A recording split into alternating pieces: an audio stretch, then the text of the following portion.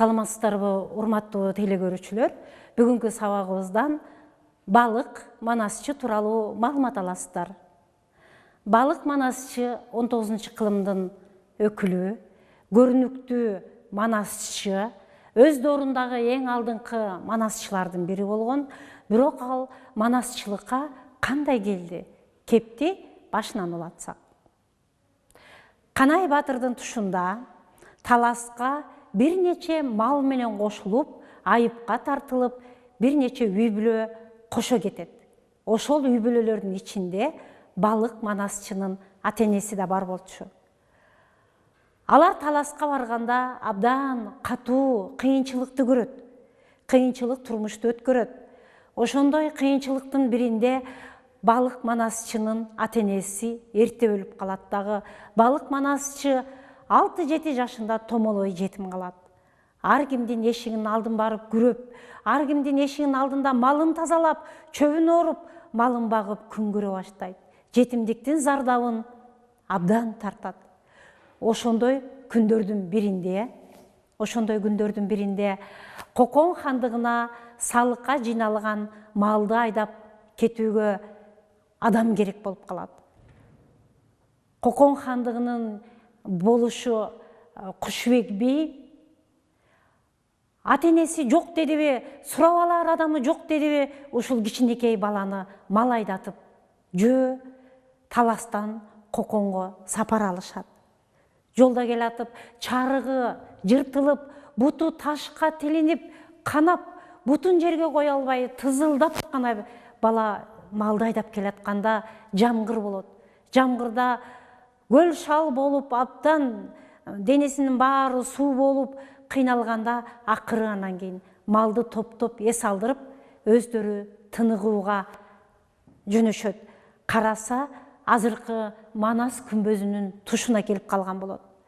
Бала да болсо, кичине болсо дагы күмбөздө жатайын, күмбөздө далдоодо жамгыр өтпөгөн жерге жатайын деп келип эле чарчап кеткендиктен ал уйкуга кетет. Бирок жамгырда калгандыктан денеси от жалын болуп, эт ысып, жөөлүп атып, кыйналып атып анан кийин түш көрөт. Түшүндө балдар Манас ата кирет дагы: "Олдо балам-ай, абдан кыйналдың. Ушунчалык бутуң тилинип канады, жаның аябай кыйналды. Эми мындан ары жөө баспайсың балам. Мен сыртка бир атты даярдап койдум. Ошону минип ал" дейт экен. Бирок батырларды дайыма айтып, ырга салып жүргүн. Сен батырларды айтышың керек. Алардын эрдигин даңазалап ырдашың керек. Оозуң балыктыкындай, жаян балыктыкындай чоң экен. Атың балык болсун дейт экен. Чыныгы аты Бекмурат Кумар уулу болгон. Ошондон улам мунун Бекмурат аты өчүп эле Балык ооз деп аталып кеткен. Эрте менен турса, эт ысып, абдан кыйналып калыптыр, жер жарып калган экен. Эшикке чыгып эле караса, айтканындай ат оттоп байланып туруптур. Бош оттоп туруптур. Анан барып эле атты минет дагы жолду улашат. Жолду катар кечинде зээрине салган Манастан өзүндүнү билишинче оозуна келгенин, дээрине салганын күңгүрөнүп айтып отурду. Бир мезгилде Кушубек би: "Ай балам, сен Манас айтасыңбы?" деп таң калат. Анан сыр бербейт, "Ооба" дейт. Ошентип отуруп алар Коконго келет. Коконго келгенде Кушубек би ушунчалык адамгерчиликтүү киши экен. Ал жетим баланы ушундай кокочо болуп калган немесин, денесин көрүп, баланы абдан таза жуундуруп, анан кийин жаңы кийимдерди кийиндирет. Анан атына куржунга салып, азык затты аябай артып берет дагы. "Эми сен" дейт, ошо артып берердин алдында, "Эми сен Кокондун жакшыларын мактап ырда" деп алар ага буйрук берет. Ал оюнда Кокондун жакшыларын мактап ырдаса, бул жетимге дагы бирөө боор ачып бирдеке берсе, кичине болсо дагы колуна бир белек алып же бирдеке алып кетсе деген үмүттө Кокондун жакшыларын мактатат. Ал Кокондун жакшыларын мурун кийин тааныбаса дагы алы жетишинче сыртынан карап сүрөттөөгө аракет кылат. Ага баары машыр болот, колунан келгендерин атына артып берет. Анан Кушубек, карабайсыздарбы, бир адамдын тагдырын өзгөртө алат деген ушундан улам келип чыкса керек. Кушубек таластагы Бүргө баатыр менен Ажыбек Даткага куш тилиндей кат жазып берет экен. Ал катта: урматтуу Бүргө баатыр, урматтуу Ажыбек Датка, ушул кичинекей баланы барганда ар кандай оор иштерге жумшап, малайлыкка жумшап кыйнабагыла. Бул бала манасчы бала. Барганда катарыңардан түшүрбөй, дайыма катарыңарда алып отургула. Балага менден өтүнүч, үй көтөрүп бергиле. Бала манасчы болсун, дайыма төрүңөрдө болсун деген катты жазып, Кокондун мөөрүн басып туруп жөнөтөт экен. Ошол катты алып келгенде Бүргө баатыр айтылуу Ажыбек Датка ошондон баштап кичинекей манасчыны дайыма төргө тургузуп, дайыма сыйдын үстүндө болуп, анан дайыма турмушу жакшылардын арасында болуп, турмушу өзгөргөн экен. Ал күндөн күнгө Манасты арбытып айтып, Манас тууралуу кең чабыттап, обондотуп, көкөлөтүп айтып калган кезде Канай баатыр барып калат экен. Канай баатыр барып, аны сураштырып, манасчылык өнөрүнө таң калып, аны сураштырып, кайдан, кайсы уруудан экен дегенде, ал Чоң Чарык уруусунан келди, Солтолордон бизге келген, малай болуп келген баланчанындан калган бала деп айтканда, аябай таң калат дагы. Ал айлакердик кылып, бул менин элимен чыккан манасчы турбайбы деп тартып алып баса берет. Ал таластан балыкты тартып алып келип, мынау Байтик айылында, Арчалыда атайын үй жай кылып, үйлөндүрүп, аны карай баштайт жанына. Мына ошондо ал канчалык манасчы болуп даңазасы чыкпасын, канчалык Байтиктен сый урмат көрбөсүн, баары бир ата-энесинен калган жетимдиктин зардабы анын жүрөгүн ооруткан. Анан бир күнү айтат: Канай, кечиресиздер, Байтик, эгерде мен өлсөм, өзүңдүн жаныңа катарыңа койчу деп суранат. Аны макул деп дайыма Байтик эсине түйөт. Күндөрдүн биринде ажал жетип, Байтик өлгөндө, Байтикке жакшылап кош кунуң деп аны атайын төргө отургузат. Ал кезде эркектер дагы абдан жакшы кошкон экен. Мына ошондо балык ооз эки эле сап кошуп коет. Ал төмөндөгүчө болгон: бетеге кетет бел калат, бектер өтөт эл калат деп туруп кеткен экен. Элдин баары бул эмне? Алтай манас айтса оозунан манасы түгөнбөгөн.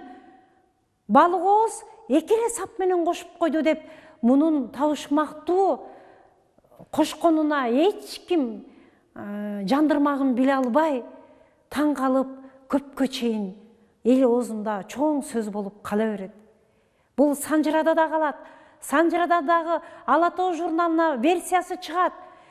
Ал тургай фольклор изилдөөчүлөр дагы мунун жандырмагын көпкө чейин билбей жүрөт.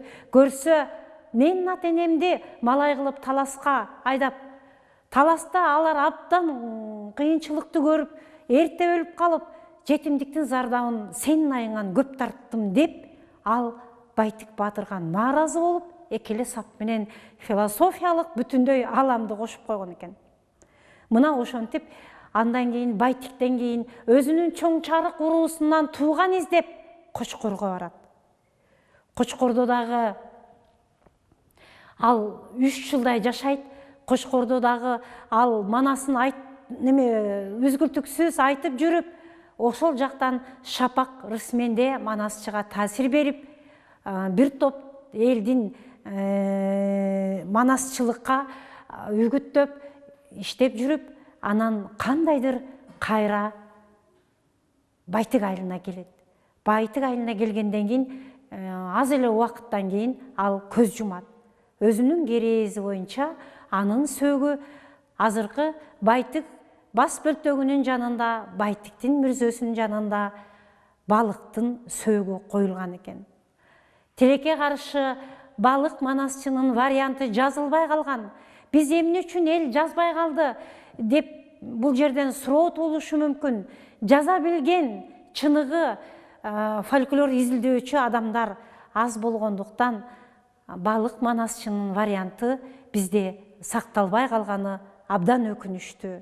Азыр Илимдер академиясынын кол жазмалар фондусунда Манас эпосунун 83 варианты сакталып турса, ушул Алтай Манас айтса, манасы түгөнбөгөн, оозунан кумдай куюлуп турган айтылуу балык манасчынын манасы же мындайча айтканда варианты жок болуп турат.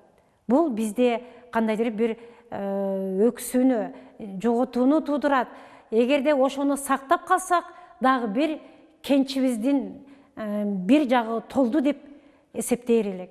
Балык манасчы боюнча бизде маалымат аз жетти. Ошол доордогу жазмакер, же болбосо жаза билген фольклор изилдөөчүлөрдүн аздыгынан деп ойлосок болот. Болбосо ушундай укмуш куюлуштуруп айткан манасчынын варианты калбаганы бул абдан өкүнүчтүү. Тоголок молдо балык өзү чоң чарык айтып салды бир тарых деп ал жөнүндө дагы сүрөттөп бергени бар. Мен дагы балык манасчыны турпатын Манас атабыз айтып атпайбы, оозуң жаян балыктай экен, сенин атың балык болсун деп. Манас илиминде балдар адамдын бет келбетине, адамдын физиономиясына, каш, көз, кирпик, мурун, ооздун жайгашуусуна, ээктин жайгашуусуна карата дагы айтылуучу аныктамалар же болбосо ошого жараша, жайгашуусуна жараша адамдын мүнөзүн таба билген илим болгон. Муну көрдүңүздөрбү? Манас атабыз арбак болуп келип, аян берсе дагы сенин оозуң жаян балыктай экен, атың балык ооз болсун деп айтып атат. Бул деген ырыскысы көп, мол дегенди түшүндүрөт. Себеби оозу жаян балыктай чоң болуп атпайбы? Ал эми жана биздин илимде таянып айтсак, бундун абдан ырыскысы мол, көп, ырыскылуу адам болот деген белги. Ошондуктан жогоруда айтып өттүк, Кокондогу Кушубек би дагы мунун тагдырына чоң бурулуш жасап кетти. Ошондон баштап балык манасчыны билесиздер, азап тозоктон, жетимдиктин зардабынан кутулуп, жалаң төрдө отуруп манас айтып калды. Азыр ушул кезде төкмө келсе төр бошот, же манасчынын оорду төрдө деген асыл сөздөр мына ошол мезгилден улам калган. Мына ошол аныктамалардан улам биз элдин манасчыларды, төкмө акындарды кандай деңгээлде аздектээрибизди билсек болот. Балдар, бүгүн сиздер балык манасчы тууралуу, анын манасы, балык манасчынын өмүр таржымалы тууралуу маалыматтарды уктуңуздар. Ушуну менен бүгүнкү сабагыбызды аяктайбыз. Кийинки сабактан кезик кичекти. Саламатта болуңуздар.